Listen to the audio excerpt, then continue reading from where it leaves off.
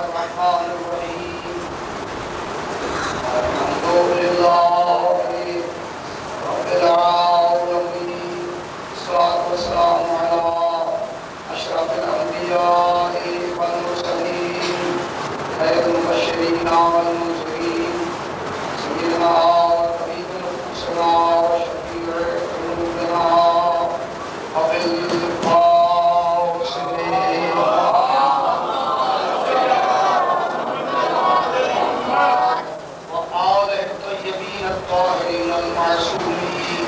صلوات الله عليهم أجمعين أما بعد بسم الله الرحمن الرحيم إن الله اصطفى آدم ونوحا وآل إبراهيم وآل عمران على العالمين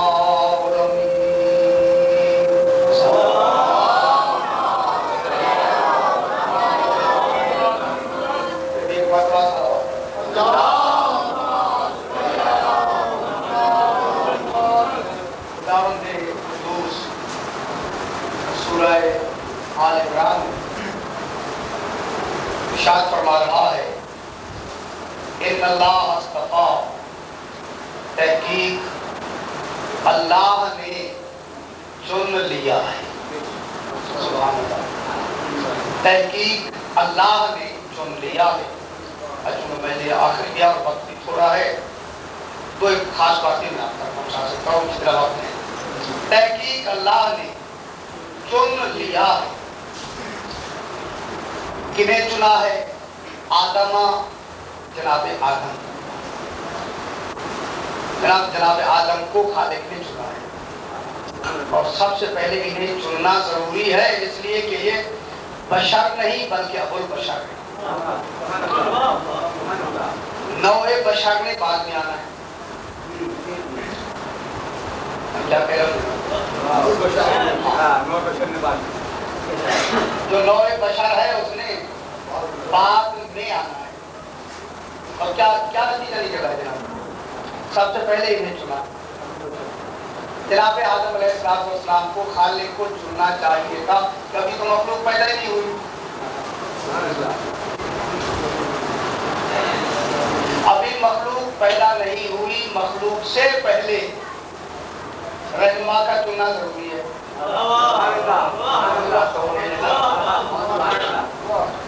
اخلاص کہہ کے آگے بڑھتا ہے یہ بات کچھ روشنی کرنے کی ہوتی ہے کہ دیکھیں جناب ابھی نوع بشر جسے مخلوق کہتے ہیں چلو جسے امت کہتے ہیں چلو جن کو تبلیغ کرنی ہے جو محتاج تبلیغ ہے وہ ابھی پیدا ہی نہیں ہوئے تو انہیں خالق نے پہلے پیدا کر دیا ہے جناب آدم کو پہلے بنایا ہے یعنی ابو البشر پہلے آئے ہیں نوع بشر بعد میں آئے گی تو پھر خالق کیا چاہتا کیا ہے معلوم ہوا کہ خالق نوع بشر کو ایک لمحہ بھی بغیر رہنما کے دیکھنا ہی نہیں چاہتا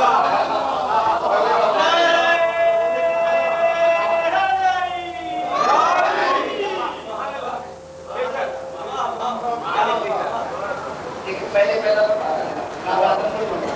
خالق کیا کر رہا کہ نوع بشر کو مخلوق کو بغیر رہنما کے وہ خالی دیکھنا ہی نہیں چاہتا تو پہلے آپ کسے پیدا کیا رہنما کو اور بات تو بالکل طے ہو گئی اس کا یہ نتیجہ ہوا کہ رہنما کو بغیر راہنما کے ہو سکتا ہے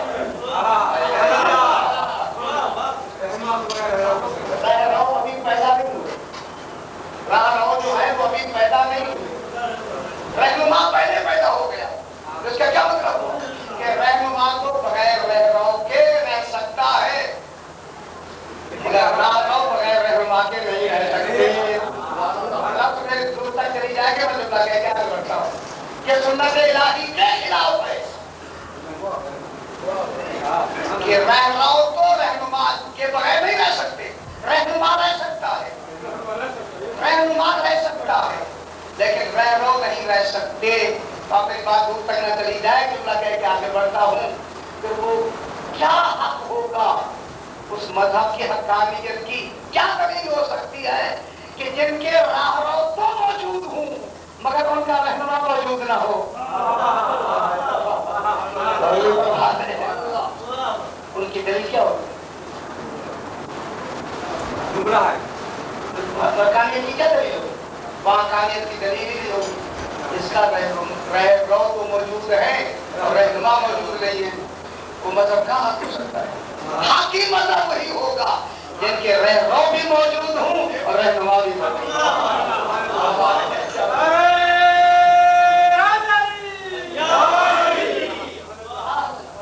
رہنما موجود ہیں. کن کو چنا؟ خالق نے چنا. سب سے پہلے آدم، جناب آدم. جناب آدم کے بعد کن کو چنا؟ جناب نوح. اب یہ 10 دن سے میں یاد کرتا رہا ہوں کہ اسمت سے ابتدا ہو گئی چننے کی. اب چنا خالق نے، غیر کوئی چن سکتا ہی نہیں ہے. انتخاب ختم ہو گیا. یعنی یہ شبہ استعمال کسی کو حق کی، میں نے عرض کیا تھا کہ حق کے انتخاب فقط خالق کو ہے. نبی نسل انتخاب تو رکھ سکتے ہیں مگر حق کے انتخاب ان کے بعد میں نہیں ہے. جب معصوم حق کے انتخاب نہیں رکھتا تو مدی کا انتخاب رکھتا ہے. معصوم بھی آج جناب آدم کو چنا، نوح جناب نوح کو چنا، اور ان کے بعد پہلے نبی کو چنا، پھر رسول کو چنا. اب آگے جن کو چنا وہ کون ہے؟ آل ابراہیم. آل ابراہیم کو چنا. اب چناؤ کی رفتار جو اونچی ہو رہی ہے تو پھر اب آل ابراہیم میں آل میں کون آئیں گے؟ کوئی آئیں گے جو رسولوں سے بھی افضل ہوں اور انبیاء سے بھی افضل ہوں. وہ آل میں آئیں گے. یہ آل میں آگے آل عمران اور آل عمران کو چنا. معلوم ہوتا ہے آل عمران وہ ہیں جو سارے معصوم آل بھی آ سکتے ہیں. بات عصمت کی آ رہی ہے نا، اولاد معلوم نہیں ہے. وہ آج جو معصوم ہے ان کو چنا. وہ کون ہے؟ 12 امام. 12 امام کون ہے؟ آل عمران ہے. معلوم ہوتا ہے جس کا مرکز ایسا ہو اس کی تو آل ہی ایسی ہونی چاہیے قیامت تک کے لیے. آل ابراہیم میں محمد والے محمد آتے ہیں. آل عمران میں 12 امام آتے ہیں. 12 امام کو کہاں تک چن لیا؟ میں کہتا ہوں جہاں تک آل موجود ہے عمران موجود ہے.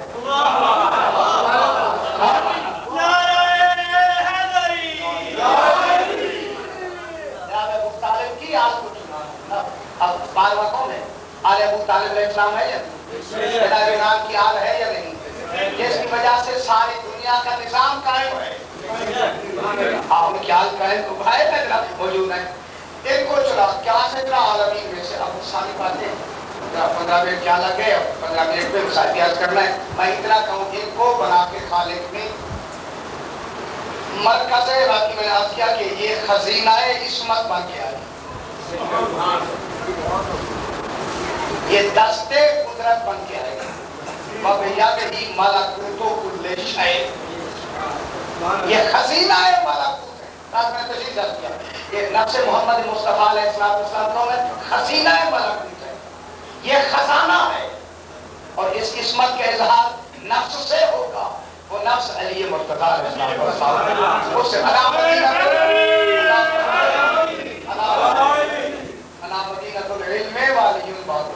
میں علم کا شہر ہوں اور علی اس کا دروازہ ہے. جناب ان کو بھیجا کیوں؟ خالق نے اپنی معرفت کرانے کے لیے 2-4 جملے خصوصی میں آپ تک پہنچا دوں. خالق کی پہچان کے آسان محتاج اسباب نہیں ہیں.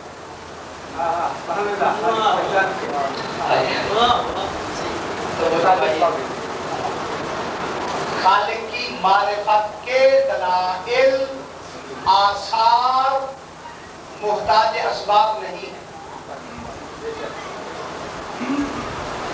ہم نے خالق کو ان آثار سے پہچاننا ہے جو معجزہ نہیں ہے. میں کیا کہہ رہا ہوں؟ آپ نے اللہ کو پہچانا ہے نا، خالق کو پہچانا ہے نا. ذات سے تو پہچانا نہیں. ذات تو ابھی مخفی ہے. ذات اب بھی معلوم نہیں ہے کہ ذات خدا کیا ہے. ذات اب بھی معلوم نہیں. ہم نے جو خالق کو پہچانا ہے صفات سے جو اس کے آثار ہیں اس سے خالق کو پہچانا. ذات تو معلوم ہی نہیں، ذاتی نام ہی نہیں ہے، اس سے پہچانا ہے. اسی نے اپنی پہچان کے لیے کن کو بھیجا ہے؟ معصومین. ان 14 معصومین کو خالق نے اپنی پہچان کے لیے بھیجا ہے کہ میں سامنے نہیں ہوں، سامنے یہ ہے. انہیں دیکھتے چلے جاؤ، مجھے پہچانتے چلے جاؤ۔ اللہ انہیں دیکھو، ان کو دیکھو، مجھے پہچانو، لیکن ان کو جو پہچاننا ہے ان کے بھی پہچان کے آثار ہیں، اسے بھی پہچاننا ہے، اس کی بھی معرفت کے آثار ہیں۔ ان کے جو یہ معصومین ہیں ان کے آثار کو معجزہ کہتے ہیں، اللہ کے آثار کو معجزہ نہیں کہتے۔ معجزہ عالم اسباب میں ہوتا ہے۔ میں کیا کہہ رہا ہوں؟ معجزے کے جتنے آثار ہیں وہ عالم اسباب میں ہوتے ہیں، لیکن اللہ کے جتنے آثار ہیں وہ عالم اسباب سے پہلے ہوتے ہیں۔ ان سے بن کے پھر عالم اسباب بنتا ہے۔ اور فرمان اللہ کی معرفت کا سب سے بڑا اثر خلق کرنا ہے۔ خلق، یہ جو پیدا کرنا ہے، یہ پیدا کس نے کیا ہے؟ اللہ نے۔ لیکن اللہ نے کس کو پیدا کیا ہے؟ موت۔ اللہ نے پیدا کیا ہے حیات کو۔ جناب حیات کی کتنی قسمیں ہیں؟ معصومین نے مردے کو تو زندہ کیا ہے۔ بات بالکل تھوڑا ہے جناب، 3-4 منٹ میں اور ہے پھر مسائل بات کرتا ہوں۔ دیکھیں مردوں کو تو انہوں نے زندہ کیا ہے، زندوں کو مردہ کیا ہے، مگر موت کو پیدا نہیں کیا۔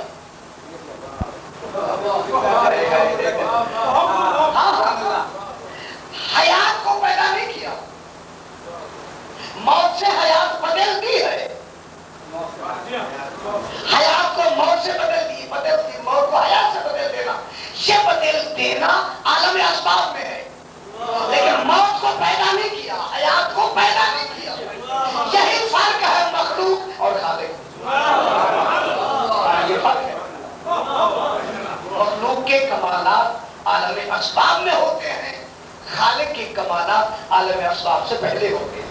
اب اللہ نے موت کو پیدا کیا، حیات کو پیدا کیا۔ حیات کتنی ہے؟ ابھی کچھ سمجھے مسجد میں مجلس ابھی اب کیا مسجد میں کہ حیات کتنی ہے؟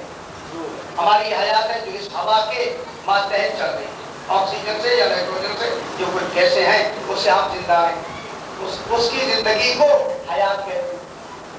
فرشتوں کی حیات کیا ہے؟ فرشتے بھی تو اسی عالم میں ہیں، وہ بھی تو زندہ ہیں، وہ آکسیجن لیتے ہیں۔ ہاں شاید اور پہلے تو یہ طے ہوگا کہ فرشتے ہیں کیا، وہ کیسی شے ہیں، ان کی حیات کیا ہے۔ خدا جان ان کا وجود ہی نہیں ہے، اللہ اتنا لطیف وجود ہے، اس لطیف وجود کے لیے ان کی حیات کا کیا نظام ہے؟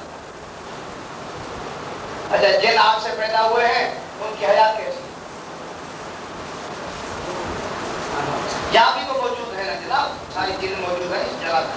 فرشتے آپ پہ ہیں یا نہیں ہیں؟ یہاں کتنے فرشتے جی کرتے ہیں؟ موجود ہیں، یہاں بیٹھے ہوئے ہیں یا نہیں؟ یہ تو ہے نا، ہر آدمی کے ساتھ ہے، ہر جگہ موجود ہے۔ کہاں ہے؟ کہ ان کی حیات کیا ہے؟ کیسی ہے ان کی حیات؟ کیا وہ یہ آکسیجن لیتے ہیں؟ کیا ان کے لیے یہی ہوا ضروری ہے؟ چلو ہوا کا دباؤ یہاں ہے، کہتے ہیں 150 میل اوپر جائیں، جب یہ ساتھ جاتے ہیں کمر میں یا ساتھ میں مشتری میں آکسیجن یہاں سے لے جاتی ہے، وہاں کہتے ہیں نہیں ہے۔ اگر وہاں جو مخلوق رہتی ہے پھر وہ کیسے زندہ ہے؟ وہاں کی حیات کیا ہے جناب؟ اچھا دوسرے آسمان پہ جو رہتے ہیں، اوپر رہتے ہیں، آس پر رہتے ہیں، لوگ پہ رہتے ہیں، کلام میں رہتے ہیں، خدا جانے کہاں رہتے ہیں۔ چلو منتہا مشرق سے آگے جو عالم ہے وہاں دنیا رہتی ہے، منتہا مغرب میں آگے دنیا ہے وہاں رہتی ہے۔ یہ نظام تو ہمارا جو نظام ہے مشرق مغرب کے تحت چل رہا ہے، اس سے آگے جو نظام ہے خدا جانے وہاں کی حیات کیا ہے؟ وہاں آکسیجن لیتے ہیں، کیسی حیات ہے، کیسا رہنا ہے، کیسی سوچنا ہے، کیسی فکر ہے، کیا کچھ ہے وہاں؟ وہ حیات کتنی ہوئی؟ اب ان حیات کو جو پیدا کرے اسی کو خالق کہتے ہیں۔ حیات کے تحت ہر مخلوق کو خالق نہیں بنایا، اور فرشتے پیدا کس نے کی؟ خالق۔ انہوں کو کیسے پیدا کیا؟ خالق نے۔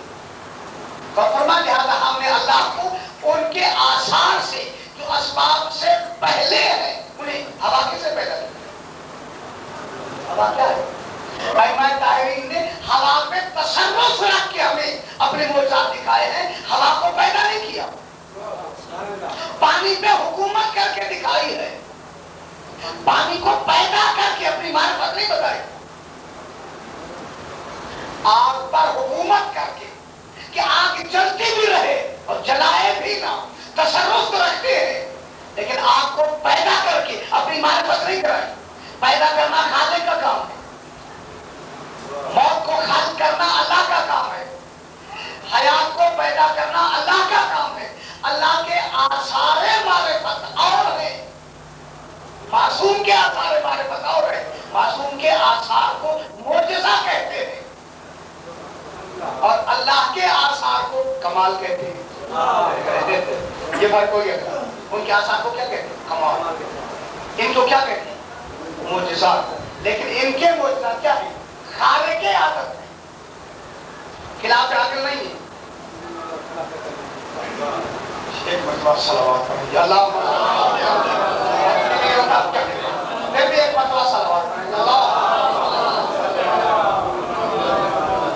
بس اسے جلدی سے ایک بات کہہ کے میں آگے بڑھتا ہوں، اب وقت نہیں ہے، میرے لیے مجبوری ہے، میں کیا کروں۔ یوں ہوا کہ آدمی آئے ہیں اور انہوں نے آ کے کہا سرکار دو عالم علیہ السلام سے، اور یہ معجزہ ابراہیم علیہ السلام آپ دکھا سکتے ہیں سرکار دو عالم؟ ہاں، وہ کیا تھا معجزہ جناب ابراہیم کا؟ آگ میں جلائے گئے تھے سرکار ابراہیم علیہ السلام، اور معجزہ نوح، طوفان نوح آیا، یہ دو آدمی کہ ایک جماعت آئی، انہوں نے کہا ہمیں معجزہ نوح دکھلائیے، اور دوسرے نے کہا کہ ہمیں معجزہ ابراہیم علیہ السلام دکھائیے۔ سرکار نے فرمایا کہ کل اس وقت آ جانا، معجزہ دکھا دینا۔ کل جب وہ آدمی آئے کہ جنہوں نے معجزہ جناب نوح دیکھنا تھا، سرکار نے فرمایا کہ فلاں جگہ پہ جب تم پہنچو گے تو پانی نکلنا شروع ہو جائے گا، اور وہاں پہاڑی ہے، اس پر تم چڑھ جانا۔ اس پہاڑی کی سطح پر جب پانی اس سے بھی بلند ہونے لگے تو تم دیکھو گے کہ 3 آدمی اس پانی کی سطح پہ کھڑے ہوں، درمیان میں ایک بزرگ ہوں گے، ان کے ایک طرح بھی آدمی ہوگا، بچہ ہوگا، اس طرح بھی بچہ ہوگا۔ ان تینوں میں سے کسی کا دامن پکڑ لینا، نجات حاصل ہو جائے گی۔ اللہ نجات حاصل ہو جائے گی۔ اب ان سے بتائیں کہ تم فلان جنگل میں جب جاؤ گے آگ لگ جائے گی، اور اس وقت دیکھو گے ایک بیوی ہے کہ جس نے اپنی ایک چادر کا ایک کنارہ نیچے کیا ہوا ہے، اس چادر کے کنارے کو پکڑ لینا، نجات پا جاؤ گے۔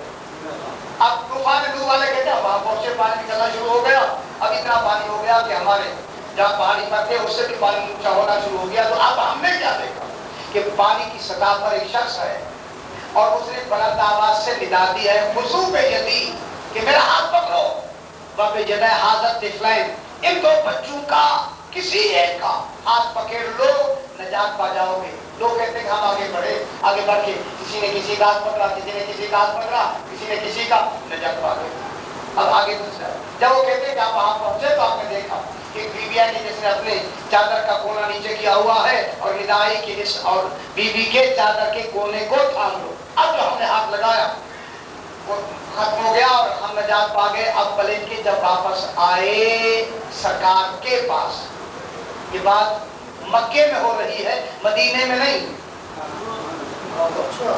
کیا کہہ رہا ہوں، یہ معجزہ مکے میں طلب کیا جا رہا ہے جناب، مشرکین نے یہ معجزہ طلب کیا۔ جب وہ وہاں آئے تو آگے کیا دیکھتے، سرکار علی تو تشریف رکھتے، انہوں نے کہا جناب جب ہم طوفان نوح میں گئے تھے، سرکار علی تو ہم نے دیکھا کہ وہاں کھڑے تھے، آپ نے ان کے ہاتھوں کو یا دامن کو پکڑ لیا، یہ جو 2 بچے تھے وہ کون ہیں؟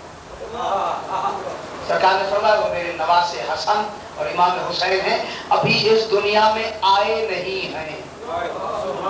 میں کیا کہہ رہا ہوں، ابھی اس دنیا میں آئے نہیں ہیں، لیکن اللہ نے تمہاری ان کے ذریعے سے مدد کی ہے، ابھی آئے نہیں ہیں۔ اور اس کے بعد سرکار نے فرمایا وہ جو بیوی جنہوں نے جس نے دامن پھیلا ہوا ہوتا وہ میری بیٹی ہے، وہ بھی ابھی اس دنیا میں آئی نہیں ہے۔ اللہ اکبر، جس کے ذریعے سے اللہ نے تمہاری مدد فرمائی ہے وہ میری بیٹی فاطمہ الزہرا ہے۔ اور میں کہہ کے آگے بڑھتا ہوں کہ جو ابھی آئے ہی نہیں اور مدد فرما رہے ہیں، اگر تھے نہیں تو مدد کیوں کر رہے ہیں؟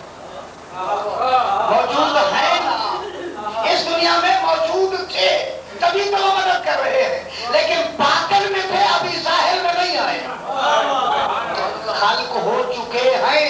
میں مطلب اس نے عرض کیا کہ یہ خلق ہو چکے ہیں، لیکن ان کا اس دنیا میں آنا خلق نہیں ہے، ظاہر ہونا ہے، ابھی ظاہر نہیں ہوئے جناب۔ اس دنیا میں جب آتے ہیں تو ظہور کرتے ہیں، یہ خلق ہو چکے ہیں، یہ خلق ہو چکے ہیں، یہاں آتے ہیں۔ جب ان کی آئی ہوئی مخلوق اس میں یاد کی ہے تو پھر ان کا خالق جو بنانے والا ہے وہ یقیناً اتنا بلند و بالا ہے۔ میں بس یہ جملہ کہہ کے اپنا مسئلہ بات زیادہ نہ ہو جائے کہ سب سے بڑا سجدہ کہاں ہوا ہے پوری کائنات میں؟ یا صرف 2 سجدے ہیں پوری کائنات میں؟ اب یہاں 2 سجدے، اس کے علاوہ تیسرا کوئی سجدہ ہی نہیں، اور 2 سجدے میں دونوں خود معصوم ہیں۔ شاید پوری تاریخ میں آپ دیکھیں جناب آدم علیہ السلام سے لے کے تمام کی جتنی سرکار دو عالم علیہ السلام تک صرف 2 سجدے ہیں۔ سب سے بڑا سجدہ کربلا کا سجدہ ہے۔ اس سے پہلے جتنے نبی ہیں انبیاء کے روٹین کے سجدے ہیں جو روزانہ ہوتے ہیں، لیکن رسول خدا علیہ السلام کا ایک سجدہ ہے، وہ سجدہ جب رسول ہیں سجدے میں پشت پر آ گیا حسین۔ میں نے تفصیل سے یاد کیا، اسے تھوڑا سا امام حسین علیہ السلام نانے کی پشت پہ آ کے بیٹھ جاتے ہیں، لیکن جناب آ کے بیٹھے نانا تو نماز پڑھ رہے ہیں، تو جناب امام حسین علیہ السلام جو آتے ہیں کیا کر رہے ہیں؟ نماز نہیں پڑھ رہے، صرف آ کے بیٹھے ہیں۔ جناب یہ آ کے بیٹھے نہیں، راز ہے جو بٹھایا جا رہا ہے۔ یہ کیا سمجھتے ہیں کہ آ کے امام حسین علیہ السلام ایسے نماز میں آ کے بیٹھے؟ نہیں، ادھر آ کے امام بیٹھے نانے کی پشت پر، ادھر خالق نے کہہ دیا میرے رسول جب تک حسین بیٹھا ہے میری عبادت بڑھا دو،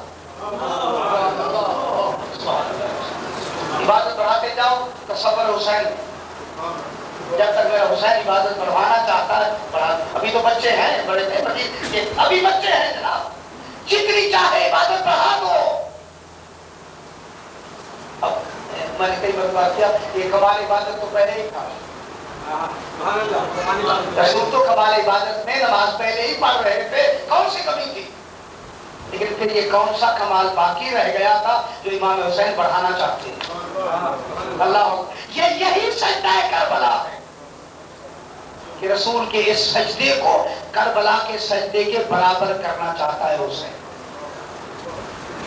تاکہ رسول کا سجدہ کیا ہو جائے؟ کربلا کے سجدے کے برابر ہو جائے۔ اب جا کے حسین گشت پر بیٹھا ہے تو معلوم ہوتا ہے کہ معیار سجدہ کربلا حسین جانتا ہے کہ مجھے کس معیار کا سجدہ کربلا میں کرنا ہے۔ اب نانا پڑھ رہا ہے سبحان ربی الاعلیٰ و بحمدہ، حسین کہتا ہے 1، اب کہا 2، 3، جب 70 پر پہنچے اب نیچے اترتے ہیں، اب نیچے اتر کے نماز ختم ہو کے کہہ دیا نانا اب اعلان کر دے حسین مجھ سے ہے اور میں حسین سے ہوں۔ اللہ اکبر، حسین مجھ سے ہے اور میں حسین سے ہوں۔ دیکھیں یہ سجدہ کربلا ہے جو بقائے نبوت کا سبب ہے۔ اب یہ بڑی لمبی بحث ہے، اس کو میں جاننا چاہتا بقائے نبوت کون ہے؟ اسی لیے تو علامہ علی نقی صاحب نے فرمایا کہ امام حسین حسین مجھ سے ہے اور میں حسین سے ہوں۔ اسی 2 جملوں میں تو سرکار نے اسی امام حسین کو اپنی پشت پہ بٹھانے کے بعد کہا حسین مجھ سے ہے اور میں حسین سے ہوں۔ حسین مجھ سے ہے کیا مطلب؟ کہ حسین کا وجود میرے وجود سے ہے۔ رسول پاک نے فرمایا حسین مجھ سے ہے، یعنی حسین کا وجود میرے وجود سے ہے اور میں حسین سے ہوں، میری بقا حسین کی وجہ سے ہے۔ اللہ اکبر، میرا وجود حسین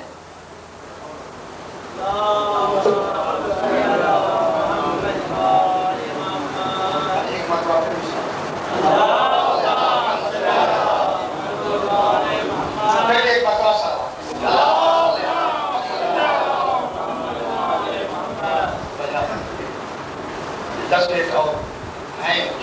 تھا لیکن 10 منٹ اور آگے بڑھنا ہے کہ سرکار کیا فرماتے ہیں؟ حسین مجھ سے ہے اور میں حسین سے ہوں. یہی فرمایا سرکار نے, حسین مجھ سے ہے. وہ یہی فرما رہے تھے کہ حسین مجھ سے جو رسول نے فرمایا ہے. کیا مطلب ہوا کہ حسین کا وجود میرے وجود سے ہے. انا من الحسین, میں حسین سے ہوں. کیا مطلب ہوا کہ میری بقا حسین کی وجہ سے ہے. اللہ, میری بقا حسین کی وجہ سے ہے. یعنی وہ یہ کہتے ہیں, رسول فرما رہے ہیں اگر میں نہ ہوتا تو حسین نہ ہوتا, اگر حسین نہ ہوتا تو میں نہ رہتا, حسین نہ ہوتا تو میں نہ رہتا. میں کیا کہہ رہا ہوں؟ حسین نہ ہوتا تو میں نہ رہتا. پھر انہوں نے اس کو تشریح سے یوں فرمایا کہ 3 شعبان کو امام حسین پیدا ہوئے, 61 ہجری کو انتقال ہو گیا, شہید ہو گئے. ایک حصہ امام حسین کی زندگی کا یہ ہے, اور دوسری زندگی کا حصہ 61 ہجری سے لے کر قیامت تک. سجدہ آپ بھی جاری ہے, سارے نہیں اٹھایا, سر سجدے سے اٹھایا ہی نہیں ہے, سجدہ آپ بھی جاری ہے. 61 ہجری سے لے کر قیامت تک 2 حصے ہو گئے. اب علامہ صاحب فرما رہے تھے اس کے 2 حصے ہو گئے, تو حدیث کے بھی 2 حصے ہیں. حسین مجھ سے ہے. کیا مطلب ہوا؟ رسول یہی فرمانا چاہتے ہیں 3 شعبان سے لے کر 61 ہجری تک حسین مجھ سے ہے. رسول خدا فرما رہے ہیں کہ حسین مجھ سے ہے. کیا مطلب 61 ہجری سے لے کر 3 شعبان سے لے کر 61 ہجری تک حسین مجھ سے ہے اور میں حسین سے. کیا مطلب ہوا کہ 61 ہجری سے لے کر قیامت تک رسول حسین سے ہے.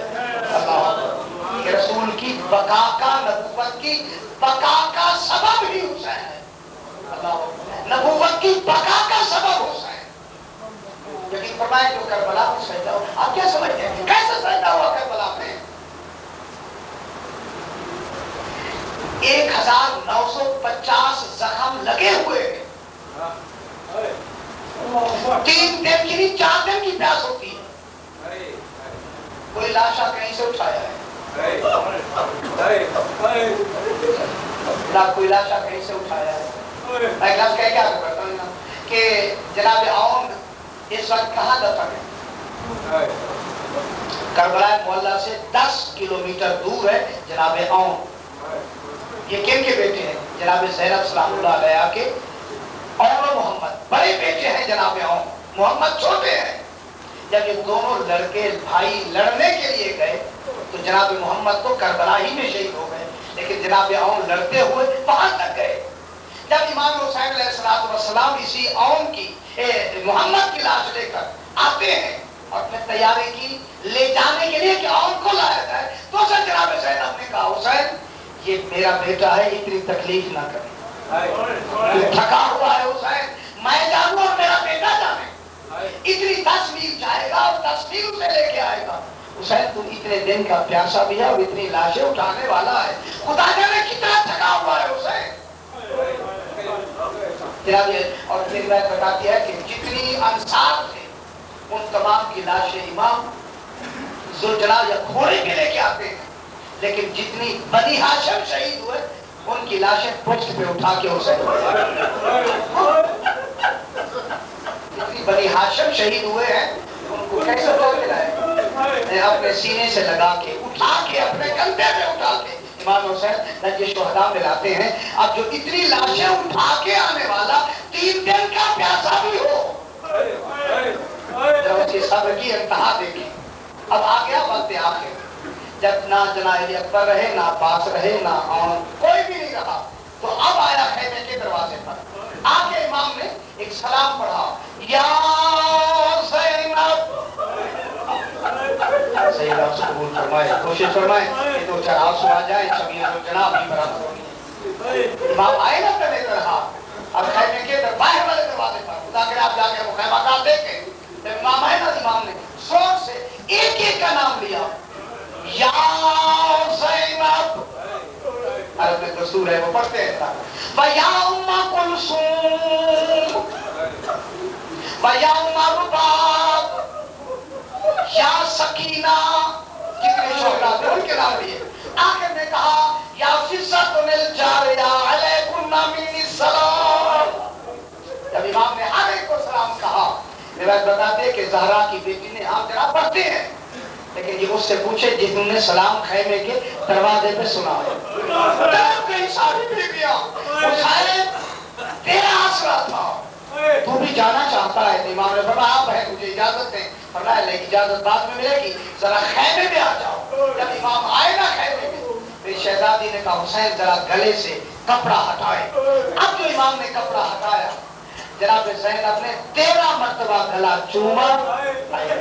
चूम के कहा हुसैन ये माँ ज़हरा ने वसीयत की थी। अल्लाह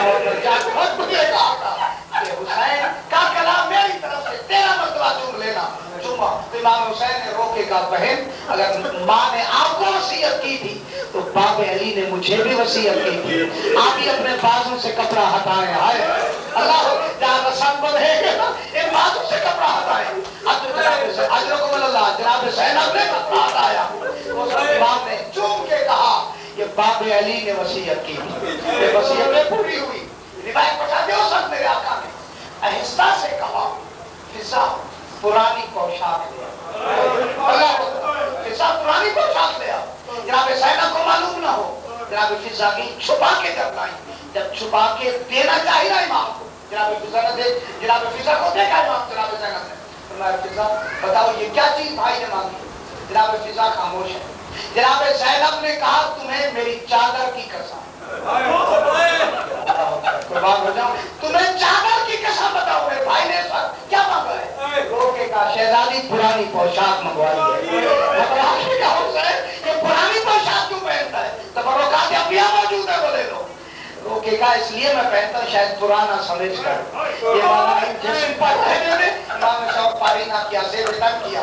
इसी तरह चला के करीब आए, नाजरा यमीनन नाजरा शिमालन, दाएं बाएं देखा, कोई सवार कराने वाला नजर नहीं आया। तो मक्तल की तरफ देख के फरमाया मैंने तो एक को सवार कराया, कोई सवार कराने वाला नहीं है। अल्लाह अकबर। जनाब ज़ैनब ने ज़ीन को पकड़ के कहा हुसैन आइए मैं सवार कराऊं। बहन ने सवार कराया, ज़ुलजनाब चला, 2 कदम चला, रुक गया। मालूम फरमाया चलना नहीं, अपनी आवाज में कहता है मौला जरा नीचे तो देखो। अब जब देखा 4 साल की सकीना घोड़े के समूह से लिपट के कहते रो रही है। इमाम ने तैयार किया, इमाम जाते हैं आखिरी जंग की। जब ज़ुल्किफ्ल मंजिल पर इमाम पहुंचे, आसमान से निदा आई या अय्युहल्लज़ीना आमनू औफू बिल-उक़ूद, ऐ ईमान वालों वादा पूरा करो। लेकिन जब वादे की रस आई ना, तो इमाम ने तलवार न्याम डालने फरमाया इन्ना लिल्लाहि व इन्ना इलैहि राजिऊन। ज़ुलजलाल जल्दी कर, मुझे सजदे का वक्त हो गया, क़याम के करीब लेकर। जब करीब आया ना कहने के, तो जनाब ज़ैनब से पूछती है फिजा देखो हुसैन ज़ीन पर है? जनाब ज़ैनब तो अंधे है ना। फिजा ने कहा शहजादी हुसैन ज़ीन पर है, लेकिन रिवायत बताते हैं कि फिजा उसी वक्त से मुतफक्किर है कि हुसैन ज़ीन से उतरने वाला है। अब जो वक्त आया फिजा ने रोक के कहा शहजादी हुसैन ज़ीन पर नहीं है ना, हुसैन ज़ीन पर। बीबी ने कहा ज़मीन बता हुसैन आया है या नहीं? ज़मीन ने कहा भी नहीं आया। ना हुसैन ज़ीन पर ना ज़मीन पर। कहाँ है हुसैन? लंबे लंबे नेज़े लगे हुसैन नेज़ों के सामने पर आके सर रखा, उस पे शिविर सवार हुआ। पहली जंग जब चली इतना इत्मीनान बढ़ा, अंबिया ने टीले छोड़ दिए। अल्लाह पर हुसैन ऐसा सब्र हम नहीं देख सकते। जब आखिरी जंग चली, जनाबे आदम और जनाबे इब्राहिम इस्माइल ने कहा हुसैन तू जान और तेरा नाना जाने। जब नामी जंग चली, हसन ने कहा हुसैन तू जान तेरा नाना जाने। अदालत जब 10वीं जंग चली, जनाब अली कहते हैं हुसैन तू जान तेरा नाना जाने। मतलब कहता हूं जब 11वीं जंग चली, रसूल खुदा फरमाते हैं ज़हरा तू जान।